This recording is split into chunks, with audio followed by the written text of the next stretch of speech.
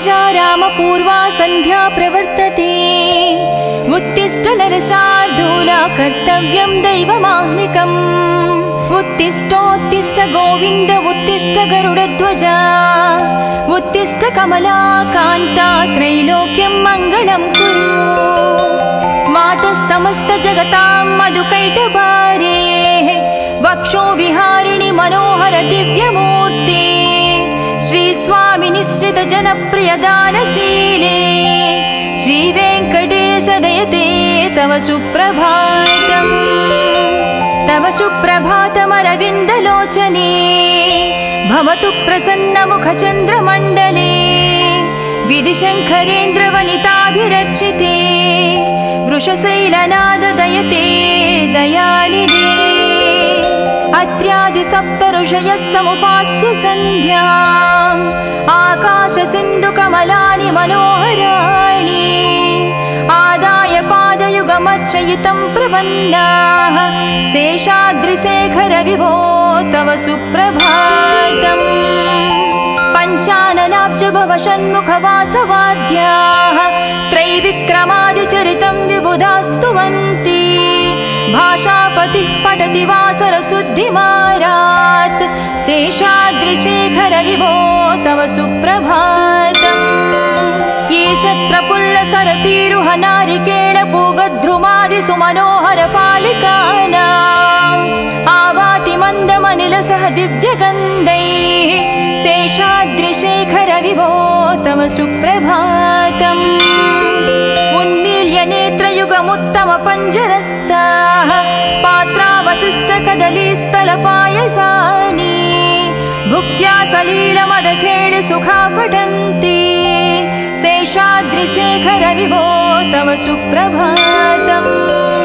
तन्त्री प्रकर्ष मधुरस्वनयादि पञ्चा गायत्यनन्तचरितं तव नारदोऽपि भाषा समग्रमसरत्कृतचारुरम्यम् शेषाद्रिशेखर विभो तव सुप्रभातम् भृङ्गावळी च मकरन्दरसानुविद्ध जङ्कारगीतनिनदैः सह सेवनाय निर्यात्युपान्त सरसी कमलोदरेभ्यः शेषाद्रिशेखर विभो तव सुप्रभातम् योषा गणेन वरदत्नि विमध्यमाने गोशालयेषु दधिमन्थन तीव्रघोषाः रोषात् कलिं विदधते ककुपञ्चकुम्भाः शेषाद्रिशेखर विभो तव सुप्रभातम् पद्मेशमित्रशतपत्रगतालिवर्गाः हर्तुं श्रियं कुवलयस्य निजाङ्गलक्ष्म्याः भेरीनिनादमनबिभ्रति तीव्रनादां शेषाद्रिशेखर विभो तव सुप्रभातम् श्रीमन्नभीष्टवरदाखिल लोकबन्धो श्री श्रीनिवास जगदेकदयैकसिन्धो श्रीदेवता गुहभुजान्तर दिव्यमूर्ते श्रीवेङ्कटाचलपते तव सुप्रभातम् श्रीमन्नभीष्टवरदाखिल लोकबन्धो श्री श्रीनिवास जगदेश दयैकसिन्धो श्रीदेवता गृहभुजान्तर दिव्यमूर्ते श्रीवेङ्कटाचलपते तव सुप्रभातम् श्री स्वामी पुष्करिणिकाप्लव निर्मलाङ्गाः श्रेयाधिनो हर विरिञ्चि सनन्दनाद्याः द्वारे वसन्ति वरनेत्र हतोत्तमाङ्गाः श्रीवेङ्कटाचलपते तव सुप्रभातम् श्रीशेषशैल गरुडाचल वेङ्कटाद्रि नारायणाद्रि वृषभाद्रि वृषाद्रि मुख्याम् आख्यां त्वदीय वसतिरनिशं वदन्ति श्रीवेङ्कटाचलपते तव सुप्रभातम् सेवापराः शिवसुरेश कृशानुधर्म रक्षो भुराद पवमानदनादिनाद बद्धाञ्जलि प्रविलसन्निध शीर्षदेश श्रीवेङ्कटाचलपते तव सुप्रभातम् दाटीषु ते विहगराज मृगाधिराज नागाधिराज गजराज हयाधिराज स्वस्वाधिकारमहमाधिकमर्दयन्ते तव सुप्रभातम् सूर्येन्दु भौम बुध वाक्पति काव्य सौर्य सद्भानुकेतु दिवि सत्परिसत्प्रधानाः त्वद्वासदापचरमावधि दासदासाः श्रीवेङ्कटाचलपते तव सुप्रभातम् तत्पादधूलिभरितस्फुरितोत्तमाङ्गा स्वर्गापवर्ग निरपेक्ष निजान्तरङ्गा कल्पागमाकलनया कुलताङ्गभन्ते श्रीवेङ्कटाचलपते तव सुप्रभातम् त्वद्गोपुराग्रशिखराणि निरीक्षमाणाः स्वर्गापवर्गपदवीं परमां श्रयन्तः मर्त्या मनुष्यभुवने मतिमाश्रयन्ते श्रीवेङ्कटाचलपते तव सुप्रभातम् श्रीभूमिनायक दयादिगुणामृताभे देवादिदेव जगदेश शरण्यमूर्ते श्रीमन्ननन्त गरुडाधिभिरर्चिताङ्ग्रे श्रीवेङ्कटाचलपते तव सुप्रभातम् श्रीपद्मनाभ पुरुषोत्तम वासुदेव वैकुण्ठमाधव जनार्दन चक्रपाणि श्रीवत्स चिह्न शरणागत पारिजात श्रीवेङ्कटाचलपते तव सुप्रभातम् कन्दर्पदर्पहर सुन्दर दिव्यमूर्ते कान्ताकुचाम्बुरुह कुट्मललोल दृष्टे कल्याण निर्मल गुणाकर दिव्यकीर्ते श्रीवेङ्कटाचलपते तव सुप्रभातम् मीनाकृते कमठकोल नृसिंहवर्णिन् स्वामिन् परस्वर तपोधर रामचन्द्र शेषांस राम यदुनन्दन कल्किरूप श्रीवेङ्कटाचलपते तव सुप्रभातम् येलालवङ्घगनसार सुगन्धितीर्थम् दिव्यं वियत्सरितु हेमघटेषु पूर्णम् धृत्वाद्धवैदिकशिखामणयः प्रहृष्टाः तिष्ठन्ति वेङ्कटपते तव सुप्रभातम् भास्वानुदीति विकचावि सरोरुहाणि सम्पूरयन्ति निनदैककुबो विहङ्गाः श्रीवैष्णवाः सतमर्धितमङ्गलास्ते धामाश्रयन्ति तव वेङ्कट सुप्रभातम् ब्रह्मादयास्सुरवरास्सु महर्षयस्ते सन्तः सनन्दनमुखास्त्वदयोगिवर्याः धामान्तिके तव हि मङ्गलवस्तु हस्ताः श्रीवेङ्कटाचलपते तव सुप्रभातम् लक्ष्मीनिवास निरवद्य गुणैकसिन्धो संसारसागर समुत्तरणैकसेतो वेदान्तवेद्य निज वैभव भक्तभोग्या श्रीवेङ्कटाचलपते तव सुप्रभातम् लक्ष्मीनिवास निरवद्य गुणैकसिन्धो संसारसागर समुत्तरणैकसेतो वेदान्तवेद्य निज वैभव भक्तभोग्या श्रीवेङ्कटाचलपते तव सुप्रभातम् इत्थं वृषाचलपतेरिह सुप्रभातम् ये मानवः प्रतिदिनं पठितुं प्रवृत्ताः तेषां प्रभातसमये स्मृतिरङ्गभाजां प्रज्ञां परार्धसुलभां परमां प्रसूते इत्थं वृषाचलपतेरिह सुप्रभातम् ये मानवः प्रतिदिनं पठितुं प्रवृत्ताः तेषां प्रभातसमये स्मृतिरङ्गभाजां प्रज्ञां परार्धसुलभां परमां प्रसूते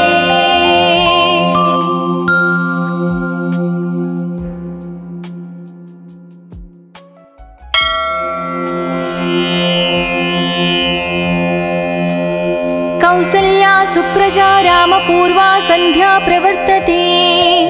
उत्तिष्ठ नरशार्दूला कर्तव्यं दैवमाह्निकम् उत्तिष्ठोत्तिष्ठ गोविन्द उत्तिष्ठ गरुडध्वजा उत्तिष्ठ कमलाकान्ता त्रैलोक्यं मङ्गलं कुरु मातः समस्त जगतां मधुकैटभारे वक्षो विहारिणि मनोहर दिव्यमूर्ते श्री स्वामी निश्रित जनप्रिय दानशीले श्री वेंकटेश दयते तव सुप्रभातम् तव सुप्रभातमरविन्दलोचने भवतु प्रसन्नमुखचन्द्रमण्डले विधिशङ्करेन्द्रवनिताभिरर्चिते वृषशैलनाददयते दयानिधे अत्र्यादिसप्तऋषयः समुपास्य सन्ध्याम् आकाशसिन्धुकमलानि मनोहराणि आदाय पादयुगमर्चयितं प्रपन्नाः शेषाद्रिशेखर विभो तव सुप्रभातम् पञ्चाननाब्ज भव षण्मुखवासवाद्याः त्रैविक्रमादिचरितं विबुधास्तुवन्ति भाषापतिः पठति वासरशुद्धिमारात् शेषाद्रिशेखर विभो तव सुप्रभातम् ईशत्प्रफुल्लसरसीरुह नारिकेळपूगद्रुमादि सुमनोहर पालिकानाम् आवाति मन्दमनिलसह दिव्यगन्धैः शेषाद्रिशेखर विभो तव सुप्रभातम् उन्मील्य नेत्रयुगमुत्तमपञ्जरस्ताः पात्रावशिष्टकदलीस्थलपायसानि भुक्त्या सलीलमदखेळ सुखा पठन्ति शेषाद्रिशेखर विभो तव सुप्रभातम् तन्त्री प्रकर्ष मधुरस्वनयादि पञ्चा गायत्यनन्तचरितं तव नारदोऽपि भाषा समग्रमसरत्कृतचारुरम्यम् शेषाद्रिशेखर विभो तव सुप्रभातम् भृङ्गावळी च मकरन्दरसानुविद्धझङ्कारगीतनिनदैः सह सेवनाय निर्यात्युपान्तसरसी कमलोदरेभ्यः शेषाद्रिशेखर विभो तव सुप्रभातम् योषा गणेन वरदत्नि विमध्यमाने गोशालयेषु दधिमन्थन तीव्रघोषाः रोषात् कलिं विदधते ककुपञ्चकुम्भाः शेषाद्रिशेखर विभो तव सुप्रभातम् पद्मे समित्रशतपत्रगतालिवर्गाः हर्तुं श्रियं कुवलयस्य निजाङ्गलक्ष्म्याः भेरीनिनादमनबिभ्रति तीव्रनादाम् शेषाद्रिशेखर विभो तव सुप्रभातम् श्रीमन्नभीष्टवरदाखिल लोकबन्धो श्री श्रीनिवास जगदेकदयैकसिन्धो श्रीदेवता गुहभुजान्तर दिव्यमूर्ते श्रीवेङ्कटाचलपते तव सुप्रभातम् श्रीमन्नभीष्टवरदाखिल लोकबन्धो श्री श्रीनिवास जगदेश दयैकसिन्धो श्रीदेवता गृहभुजान्तर दिव्यमूर्ते श्रीवेङ्कटाचलपते तव सुप्रभातम् श्री स्वामी पुष्करिणिकाप्लव निर्मलाङ्गाः श्रेयाधिनो हर विरिञ्चि सनन्दनाद्याः द्वारे वसन्ति वरनेत्रहतोत्तमाङ्गाः श्रीवेङ्कटाचलपते तव सुप्रभातम् श्रीशेषशैलगरुडाचल वेङ्कटाद्रि नारायणाद्रि वृषभाद्रि वृषाद्रिमुख्या आख्यां त्वदीय वसतिरनिशं वदन्ति श्रीवेङ्कटाचलपते तव सुप्रभातम् सेवापराः शिवसुरेश कृशानुधर्म रक्षो भुराद पवमानदनादिनाद बद्धाञ्जलिप्रविलसन्निध शीर्षदेशा श्रीवेङ्कटाचलपते तव सुप्रभातम् दाटीषु ते विहगराज मृगाधिराज नागाधिराज गजराज हयाधिराज स्वस्वाधिकारमहमाधिकमर्दयन्ते श्रीवेङ्कटाचलपते तव सुप्रभातम् सूर्येन्दुभौमबुधवाक्पति काव्यसौरि सद्भानुकेतु दिवि सत्परिसत्प्रधानाः त्वद्वासदापचरमावधिदासदासाः श्रीवेङ्कटाचलपते सुप्रभातम् तत्पादधूलिभरितस्फुरितोत्तमाङ्गा स्वर्गापवर्गनिरपेक्ष निजान्तरङ्गा कल्पागमाकलनया कुलताङ्गभन्ते श्रीवेङ्कटाचलपते तव सुप्रभातम् त्वद्गोपुराग्रशिखराणि निरीक्षमाणाः स्वर्गापवर्गपदवीं परमां श्रयन्तः मर्त्या मनुष्यभुवने मतिमाश्रयन्ते श्रीवेङ्कटाचलपते तव सुप्रभातम् श्रीभूमिनायक दयादिगुणामृताभे देवादिदेव जगदेश शरण्यमूर्ते श्रीमन्ननन्त गरुडाधिभिरर्चिताङ्ग्रे श्रीवेङ्कटाचलपते तव सुप्रभातम् श्रीपद्मनाभ पुरुषोत्तम वासुदेव वैकुण्ठमाधव जनार्दन चक्रपाणे श्रीवत्स चिह्न शरणागत पारिजात श्रीवेङ्कटाचलपते तव सुप्रभातम् कंदर्पदर्पहर सुंदर दिव्यमूर्ते कांताकुचाम्बुरुह कुट्मललोल दृष्टे कल्याण निर्मल गुणाकर दिव्यकीर्ते श्रीवेङ्कटाचलपते तव सुप्रभातम् मीनाकृते कमठकोल नृसिंहवर्णिन् स्वामिन् परस्वर तपोधर रामचन्द्र शेषांस राम यदुनन्दन कल्किरूप श्रीवेङ्कटाचलपते तव सुप्रभातम्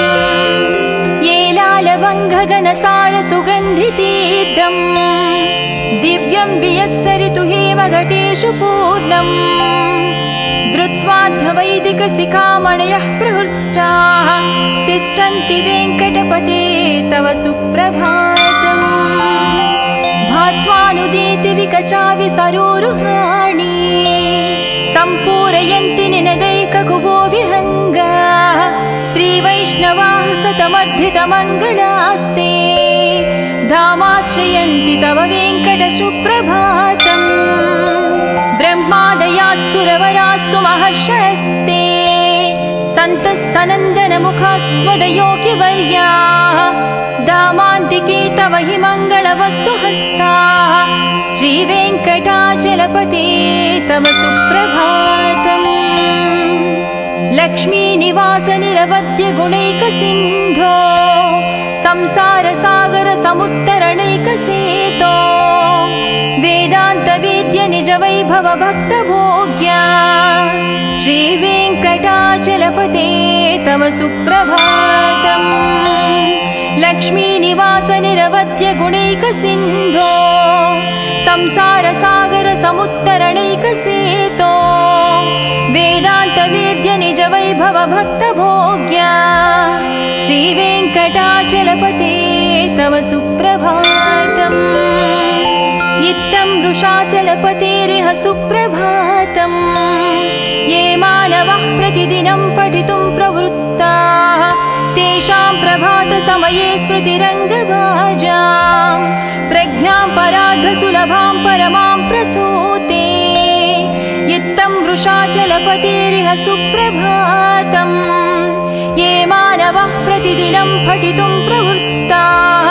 तेषां प्रभातसमये स्मृतिरङ्गभाजां प्रज्ञां परार्धसुलभां परमां प्रसूते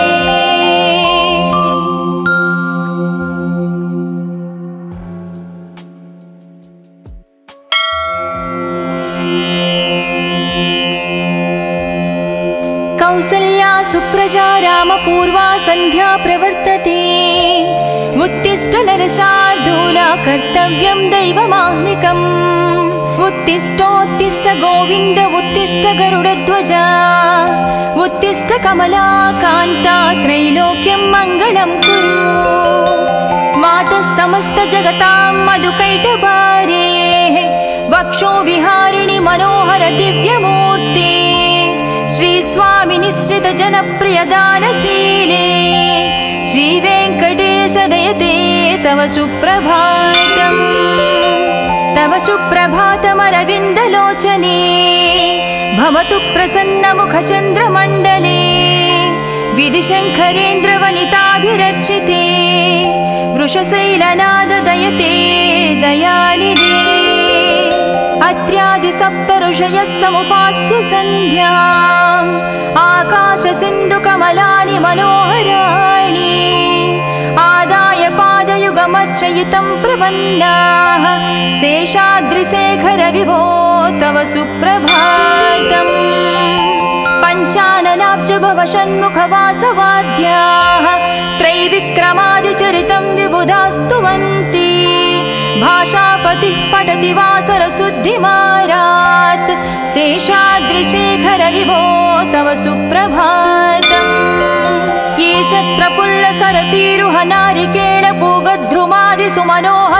ईषत्प्रफुल्लसरसीरुहनारिकेळपूगध्रुमादिसुमनोहरपालिकानाम् आवाति मन्दमनिलसह दिव्यगन्धैः शेषाद्रिशेखरविभो तव सुप्रभातम् उन्मील्य नेत्रयुगमुत्तमपञ्जरस्ताः पात्रावशिष्टकदलीस्थलपायसानि भुक्त्या सलीलमदखेळि सुखा पठन्ति शेषाद्रिशेखरविभो तव सुप्रभातम् तन्त्री प्रकर्षमधुरस्वनयादिपञ्च गायत्यनन्तचरितं तव नारदोऽपि भाषा समग्रमसरत्कृतचारुरम्यम् शेषाद्रिशेखरविभो तव सुप्रभातम् भृङ्गावळी च मकरन्दरसानुविद्धजङ्कारगीतनिनदैः सह सेवनाय निर्यात्युपान्तसरसीकमलोदरेभ्यः शेषाद्रिशेखरविभो तव सुप्रभातम् योषागणेन वरदत्नि विमध्यमाने गोशालयेषु दधिमन्थनतीव्रघोषाः रोषात् कलिं विदधते ककुपञ्चकुम्भाः शेषाद्रिशेखरविभो तव सुप्रभातम् पद्मेशमित्रशतपत्रगतालिवर्गाः हर्तुं श्रियं कुवलयस्य निजाङ्गलक्ष्म्याः भेरीनिनादमनबिभ्रति तीव्रनादाम् शेषाद्रिशेखरविभो तव सुप्रभातम् श्रीमन्नभीष्टवरदा किल लोकबन्धो श्री श्रीनिवास जगदेकदयैकसिन्धो श्रीदेवता गुहभुजान्तर दिव्यमूर्ते श्रीवेङ्कटाचलपते तव सुप्रभातम् श्रीमन्नभीष्टवरदा किल लोकबन्धो श्री श्रीनिवास जगदेश दयैकसिन्धो श्रीदेवता गृहभुजान्तर दिव्यमूर्ते श्रीवेङ्कटाचलपते तव सुप्रभातम् श्रीस्वामि पुष्करिणिकाप्लव निर्मलाङ्गाः श्रेयाधिनो हरविरिञ्चि सनन्दनाद्याः द्वारे वसन्ति वरनेत्रहतोत्तमाङ्गाः श्रीवेङ्कटाचलपते तव सुप्रभातम् श्रीशेषशैलगरुडाचल वेङ्कटाद्रिनारायणाद्रिवृषभाद्रिवृषाद्रिमुख्या आख्यां त्वदीयवसतिरनिशं वदन्ति श्रीवेङ्कटाचलपते तव सुप्रभातम् सेवापराः शिवसुरेश कृशानुधर्मरक्षोऽम्बुनाद पवमानदनादिनाद बद्धाञ्जलिप्रविलसन्निधशीर्षदेशा श्रीवेङ्कटाचलपते तव सुप्रभातम् दाटीश्रुते विहगराज मृगाधिराज नागाधिराज गजराज हयाधिराज स्वस्वाधिकारमहमाधिकमर्दयन्ते श्रीवेङ्कटाचलपते तव सुप्रभातम् सूर्येन्दुभौमबुधवाक्पति काव्यसौरि सद्भानुकेतु दिवि सत्परिसत्प्रधानाः त्वद्वासदापचरमावधिदासदासाः श्रीवेङ्कटाचलपते तव सुप्रभातम् तत्पादधूलिभरितस्फुरितोत्तमाङ्गाः स्वर्गापवर्गनिरपेक्षनिजान्तरङ्गाः कल्पागमाकलनया कुलताङ्गभन्ते श्रीवेङ्कटा सुप्रभातम्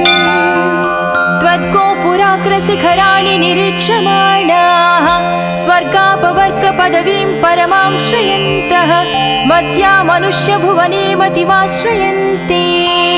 श्रीवेङ्कटाचलपते तव सुप्रभातम् श्रीभूमिनायक दयादिगुणामृताभे देवादिदेव जगदेश शरण्यमूर्ते श्रीमन्ननन्तगरुडाधिविरचिताङ्ग्रे श्रीवेङ्कटाचलपते तव सुप्रभातम् श्रीपद्मनाभ पुरुषोत्तम वासुदेव वैकुण्ठमाधव जनार्दन चक्रपाणे श्रीवत्सचिह्न शरणागत पारिजात श्रीवेङ्कटाचलपते तव सुप्रभातम् कन्दर्पदर्पहर सुन्दर दिव्यमूर्ते कान्ताकुचाम्बुरुह कुट्मललोल दृष्टे कल्याण निर्मल गुणाकर दिव्यकीर्ते श्रीवेङ्कटाचलपते तव सुप्रभातम् मीनाकृते कमठकोल नृसिंहवर्णिन् स्वामिन् परस्वर तपोधन रामचन्द्र शेषांस राम यदुनन्दन कल्किरूप श्रीवेङ्कटाचलपते तव सुप्रभातम् येलालवङ्घगनसार सुगन्धितीर्थम् दिव्यं वियत्सरितु हेमघटेषु पूर्णम् धृत्वाध्वैदिकशिखामणयः प्रहृष्टाः तिष्ठन्ति वेङ्कटपते तव सुप्रभातम् भास्वानुदीति विकचाविसरोरुहाणि सम्पूरयन्ति निनदैककुबो विहङ्गाः श्रीवैष्णवाः सतमर्धितमङ्गलास्ते धामाश्रयन्ति तव वेङ्कटसुप्रभातम् ब्रह्मादयाः सुरवरास्सु महर्षयस्ते सन्तः सनन्दनमुखास्त्वदयोगिवर्याः धामान्तिके तव हि मङ्गलवस्तुहस्ताः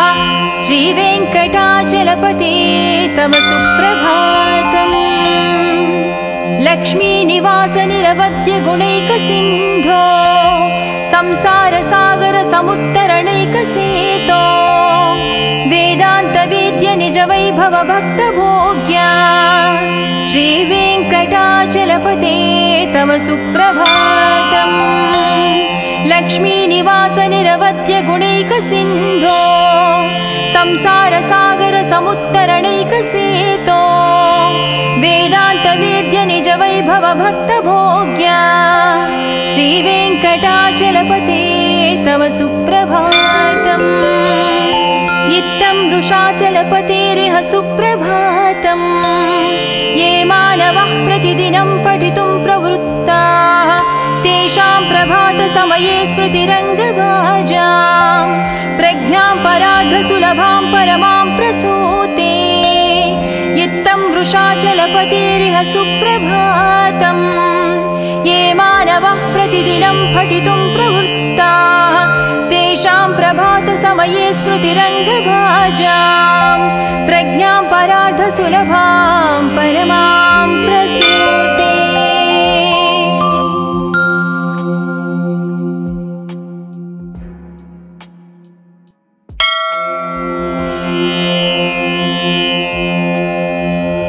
कौसल्या सुप्रजा रामपूर्वा सन्ध्या प्रवर्तते उत्तिष्ठ नरशार्दूला कर्तव्यं दैवमाह्निकम् उत्तिष्ठोत्तिष्ठ गोविन्द उत्तिष्ठ गरुडध्वजा उत्तिष्ठ कमलाकान्ता त्रैलोक्यं मङ्गलं कुरु मातः समस्त जगतां मधुकैटभारे वक्षो विहारिणि मनोहर दिव्यमूर्ते श्री स्वामी निश्रित जनप्रिय दानशीले श्री वेङ्कटेश दयते तव सुप्रभातम् तव सुप्रभातमरविन्दलोचने भवतु प्रसन्नमुखचन्द्रमण्डले विधिशङ्करेन्द्रवनिताभिरर्चिते वृषशैलनाद दयते दयानिधे अत्र्यादि सप्त ऋषयः समुपास्य सन्ध्याम् आकाशसिन्धुकमलानि मनोहराणि आदाय पादयुगमर्चयितं प्रपन्नाः शेषाद्रिशेखर विभो तव सुप्रभातम् पञ्चाननाब्ज भव षण्मुखवासवाद्याः त्रैविक्रमादिचरितं विबुधास्तुवन्ति भाषापतिः पठति वासरशुद्धिमारात् शेषाद्रिशेखर विभो तव सुप्रभातम् ईशत्प्रफुल्लसरसीरुह नारिकेळपूगद्रुमादिसुमनोहरपालिकानाम् आवाति मन्दमनिलसह दिव्यगन्धैः शेषाद्रिशेखर विभो तव सुप्रभातम् उन्मील्य नेत्रयुगमुत्तमपञ्जरस्ताः पात्रावशिष्टकदलीस्थलपायसानि भुक्त्या सलीलमदखेळि सुखा पठन्ति शेषाद्रिशेखर विभो तव सुप्रभातम् तन्त्री प्रकर्ष मधुरस्वनयादिपञ्च गायत्यनन्तचरितं तव नारदोऽपि भाषा समग्रमसरत्कृतचारुरम्यम् शेषाद्रिशेखर विभो तव सुप्रभातम् भृङ्गावळी च मकरन्दरसानुविद्धझङ्कारगीतनिनदैः सह सेवनाय निर्यात्युपान्तसरसी कमलोदरेभ्यः शेषाद्रिशेखर विभो तव सुप्रभातम् योषागणेन वरदत्नि विमध्यमाने गोशालयेषु दधिमन्थनतीव्रघोषाः रोषात् कलिं विदधते ककुपञ्चकुम्भाः शेषाद्रिशेखर विभो तव सुप्रभातम् पद्मेशमित्रशतपत्रगतालिवर्गाः हर्तुं श्रियं कुवलयस्य निजाङ्गलक्ष्म्याः भेरीनिनादमनबिभ्रति तीव्रनादाम् शेषाद्रिशेखर विभो तव सुप्रभातम् श्रीमन्नभीष्टवरदाखिल लोकबन्धो श्री श्रीनिवास जगदेकदयैकसिन्धो श्रीदेवता गुहभुजान्तर दिव्यमूर्ते श्रीवेङ्कटाचलपते तव सुप्रभातम् श्रीमन्नभीष्टवरदाखिल लोकबन्धो श्री श्रीनिवास जगदेश दयैकसिन्धो श्रीदेवता गृहभुजान्तर दिव्यमूर्ते श्रीवेङ्कटाचलपते तव सुप्रभातम् श्रीस्वामि पुष्करिणिकाप्लव निर्मलाङ्गाः श्रेयाधिनोहर विरिञ्चि सनन्दनाद्याः द्वारे वसन्ति वरनेत्रहतोत्तमाङ्गाः श्रीवेङ्कटाचलपते तव सुप्रभातम् श्रीशेषशैलगरुडाचल वेङ्कटाद्रिनारायणाद्रिवृषभाद्रिवृषाद्रिमुख्या आख्यां त्वदीयवसतिरनिशं वदन्ति श्रीवेङ्कटाचलपते तव सुप्रभातम् सेवापराः शिवसुरेश कृशानुधर्मरक्षोऽम्बुनाद पवमानदनादिनादा बद्धाञ्जलिप्रविलसन्निधशीर्षदेशा श्रीवेङ्कटाचलपते तव सुप्रभातम् दाटीशुते विहगराज मृगाधिराज नागाधिराज गजराज हयाधिराज स्वस्वाधिकारमहमाधिकमर्दयन्ते श्रीवेङ्कटाचलपते तव सुप्रभातम् सूर्येन्दुभौमबुधवाक्पति काव्यसौरि सद्भानुकेतु दिवि सत्परिसत्प्रधानाः त्वद्वासदापचरमावधिदासदासाः श्रीवेङ्कटाचलपते तव सुप्रभातम् तत्पादधूलिभरितस्फुरितोत्तमाङ्गाः स्वर्गापवर्गनिरपेक्ष निजान्तरङ्गाः कल्पागमाकलनया कुलताङ्गभन्ते श्रीवेङ्कटाचलपते तव सुप्रभातम् त्वद्गोपुराग्रशिखराणि निरीक्षमाणाः स्वर्गापवर्गपदवीं परमां श्रयन्तः मर्त्या मनुष्यभुवने मतिमाश्रयन्ते श्री सुप्रभातम् श्रीभूमिनायक दयादिगुणामृताभे देवादिदेव जगदेश शरण्यमूर्ते श्रीमन्ननन्त गरुडाधिविरचिताङ्ग्रे श्रीवेङ्कटाचलपते तव सुप्रभातम् श्रीपद्मनाभ पुरुषोत्तम वासुदेव वैकुण्ठमाधव जनार्दन चक्रपाणे श्रीवत्स चिह्न शरणागत पारिजात श्रीवेङ्कटाचलपते तव सुप्रभातम् कंदर्पदर्पहर सुन्दर दिव्यमूर्ते कान्ताकुचाम्बुरुह कुट्मललोल दृष्टे कल्याण निर्मल गुणाकर दिव्यकीर्ते श्रीवेङ्कटाचलपते तव सुप्रभातम् मीनाकृते कमठकोल नृसिंहवर्णिन् स्वामिन् परस्वर तपोधन रामचन्द्र शेषांस राम यदुनन्दन कल्किरूप श्रीवेङ्कटाचलपते तव सुप्रभातम् येलालवङ्घगणसार सुगन्धितीर्थम् दिव्यं वियत्सरितु हेमघटेषु पूर्णम् धृत्वाद्धवैदिकशिखामणयः प्रहृष्टाः तिष्ठन्ति वेङ्कटपते तव सुप्रभातम् भास्वानुदीति विकचाविसरोरुहाणि सम्पूरयन्ति निनदैककुभो विहङ्गा श्रीवैष्णवाः सतमर्धितमङ्गलास्ते धामाश्रयन्ति तव वेङ्कटसुप्रभातम् ब्रह्मादयास्सुरवरास्सु महर्षयस्ते सन्तः सनन्दनमुखास्त्वदयोगिवर्याः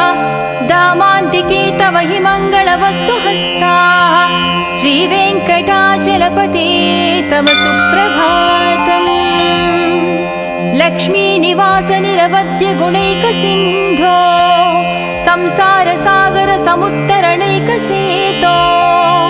वेदान्तवेद्य निज वैभव भक्तभोग्या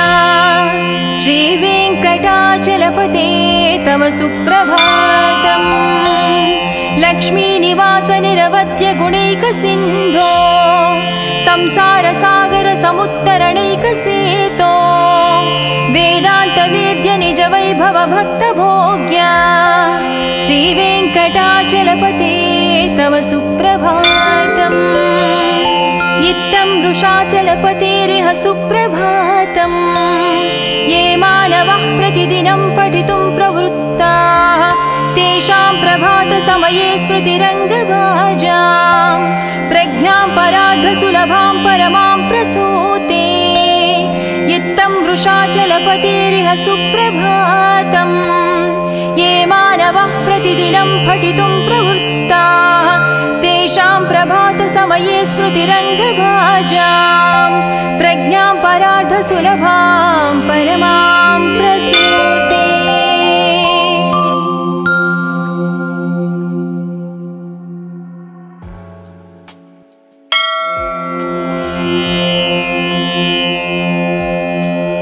कौसल्या सुप्रजा रामपूर्वा सन्ध्या प्रवर्तते उत्तिष्ठ नरशार्दूला कर्तव्यं दैवमाह्निकम् उत्तिष्ठोत्तिष्ठ गोविन्द उत्तिष्ठ गरुडध्वजा उत्तिष्ठ कमला कान्ता त्रैलोक्यं मङ्गलं कुरु मातः समस्त जगतां मधुकैटभारे वक्षो विहारिणि मनोहर दिव्यमूर्ते श्री स्वामी निश्रित जनप्रिय दानशीले श्री वेङ्कटेश दयते तव सुप्रभातम् तव सुप्रभातमरविन्दलोचने भवतु प्रसन्नमुखचन्द्रमण्डले विधिशङ्करेन्द्रवनिताभिरर्चिते वृषशैलनाद दयते दयानिधे अत्र्यादिसप्तऋषयः समुपास्य सन्ध्याम् आकाशसिन्धुकमलानि मनोहराणि आदाय पादयुगमर्चयितं प्रपन्नाः शेषाद्रिशेखर विभो तव सुप्रभातम् पञ्चाननाब्ज पञ्चभवषण्मुखवासवाद्याः त्रैविक्रमादिचरितं विबुधास्तुवन्ति भाषापतिः पठति वासरशुद्धिमारात् शेषाद्रिशेखर विभो तव सुप्रभातम् ईषत्प्रफुल्लसरसीरुह नारिकेळ पूगद्रुमादिसुमनोहरपालिकानाम् आवाति मन्दमनिलसह दिव्यगन्धैः